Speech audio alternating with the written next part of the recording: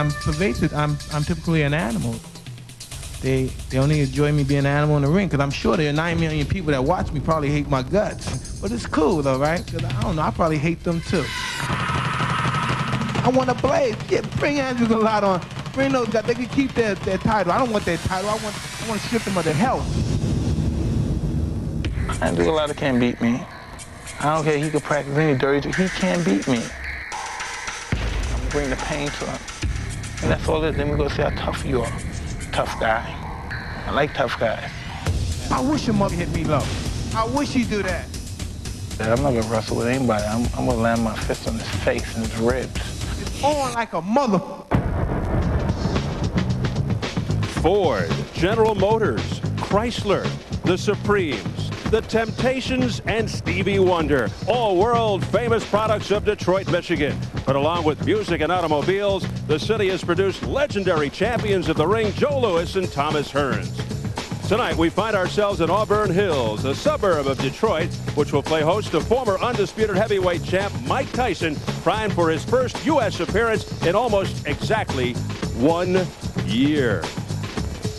A very busy and curious night of boxing just ahead as we run down tonight's card, a main event that features the matchup between two of boxing's most notorious heavyweights, Mike Tyson and Andrew Golata.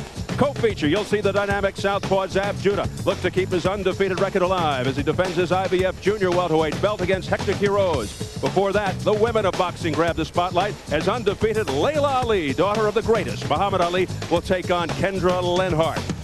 And for openers, the lightweights take center stage as unbeaten Alex Trujillo squares off with Jose Luis Juarez.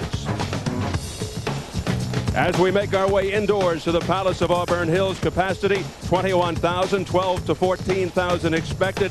The Palace home to the NBA's Detroit Pistons, at one time known as the Bad Boys due to their bullying roughhouse tactics. Well, how appropriate, as tonight's lineup features the Bad Boys of boxing, Tyson and Golata. No title is at stake, but it certainly has the feel of a world championship fight. Hello again, everybody. Steve Albert ringside at the Palace. Tonight, a main event that has expectations of an impending train wreck and an overwhelming sense of the unknown, based, of course, on the notorious reputations of both Mike Tyson and Andrew Golata. Most are expecting the unexpected.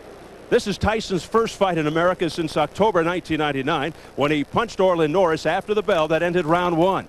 Norris injured his knee and couldn't continue, and the fight was declared a no contest. While taking no formal action, the Nevada State Athletic Commission let it be known that they'd prefer Tyson to fight elsewhere, so off he went to the United Kingdom, where he obliterated a journeyman named Julius Francis and walked through Lou Savarese. That another fiasco as Tyson continued to belt Savarese after the referee stopped the fight and then pushed the ref to the canvas. Which brings us to tonight. With that, let me bring on my ringside partner, former world champion Bobby Ches. And Bobby, could this be the last straw for Mike Tyson? You know, Steve, with Mike Tyson's incredible punching power and his incredible jawing power, I don't know that he ever has the last straw in his bag of tricks. Having said that, should he do something so hellacious that the Michigan State Athletic Commission would ban him, I think every state across the country, it is conceivable, would ban Mike Tyson from boxing. However, the flip side of that coin is this.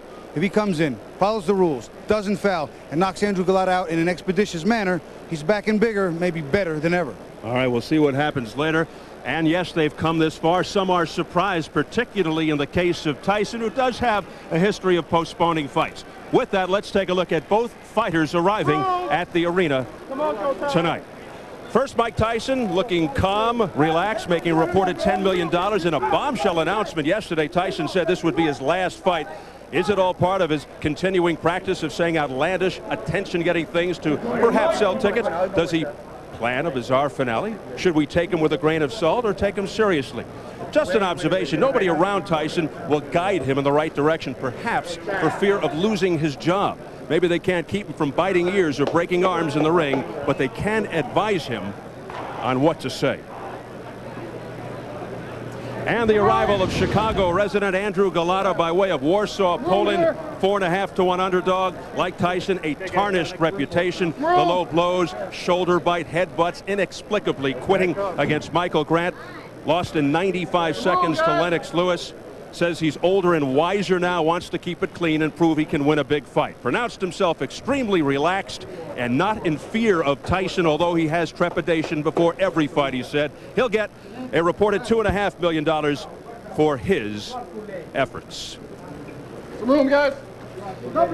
Tonight's two marquee fighters have successfully made their way into the Palace for tonight's main event, so let's remind you, as usual, for you viewers of this pay-per-view event with internet access, we once again invite you to log on to show.com where you can score tonight's bouts. The results will be shown on the webpage and announced during the course of the telecast. Online scoring will not influence the outcome of the fight. So for fighter bios, records, and so much more, log on to show.com. Once again, web address sho.com. For more on tonight's event, let's check in with our Jim Gray. Jim? All right, thank you very much, Steve. I'm joined tonight by the promoter of tonight's fight here at the Palace of Auburn Hills. That's right, promoter Tommy Hearns. You've known him for many years in the ring, one of the great champions of our time. Good friend of mine. I'm happy to finally see you on the other side of the ropes. Are you pleased with this decision? Well, I'm very much pleased with my decision that I made. It wasn't a very hard decision to become a promoter instead of becoming a fighter. Instead of staying a fighter.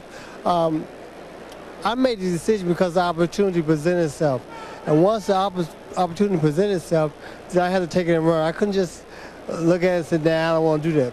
I mean, but it's better. It's much greater being on the outside looking in than being on the inside dodging punches. And you don't get bruised at all. Now, let me ask you, you're having to deal with people like yourself. Now, you weren't quite like Mike Tyson or Andrew Golata, but what are you finding it to deal with professional athletes and boxers? Dealing with people like myself, I've dealt with. You were a pleasure, basically, but I mean, it's a lot different story than dealing with you. It's something that we do all the time with each other. But now that I'm out here, I know how to deal with the fighters because I was a fighter once before. So it's easier now for me to deal with the fighter. I can know how to talk to them, and I know how to pacify them, get what they want. Now, you've been a good analyst over the years, too. You see these things pretty clearly. How do you see tonight's fight? I think tonight's fight is going to be, I see at least 6 rounds. Who's going to win?